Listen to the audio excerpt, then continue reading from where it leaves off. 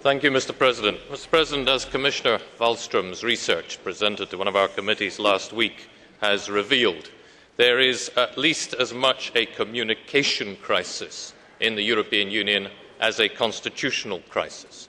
We risk slowly but inexorably losing the confidence and trust of our citizens by our collective failure to respond to their concerns and our inability to frame a coherent and acceptable response. Those concerns are many and varied, but to my mind they hinge around responses to the challenges of the world in which we live. We witness rapid world population growth, even though it's declining here, and failure to share equitably the fruits of our endeavours or the benefits of modernity. As a result, many vote with their feet. We are creating a global economy without forging a comparable global social contract. We face a major challenge, as the Prime Minister mentioned, from internationally organised crime, where some criminal gangs are now sometimes more powerful than some national governments. And yet the Union seems more geared to solving yesterday's problems than today's or tomorrow's. The tools to solve these problems are at our disposal in a common foreign and security policy, a justice and home affairs policy, but they lie unemployed. The irony is that the Constitution, as it emerged from the Convention, probably met most of the concerns of the critics.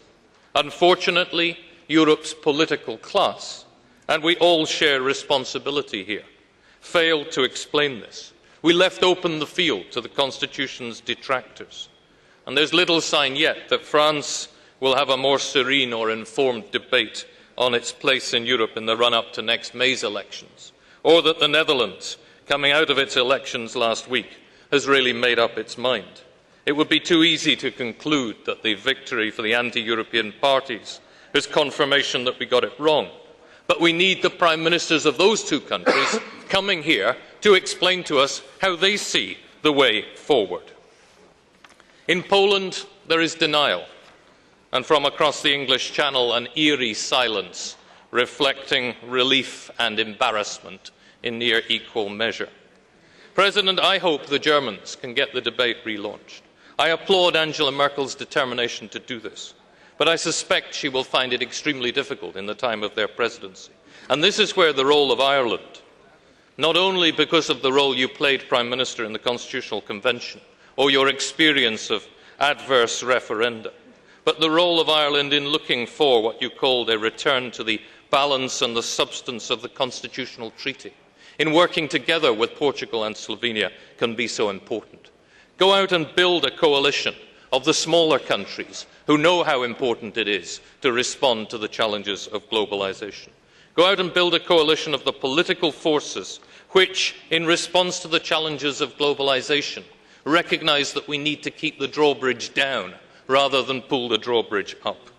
We have to show our citizens that the European Union can work on energy policy, even on things like mobile phone roaming charges, but in particular on justice and home affairs, and that we can do with the existing treaties by use of the passerelle. By any objective standards, our Union is a great success. So think less about changes to the Constitution, more about building the collective courage to go out and persuade people why it is necessary.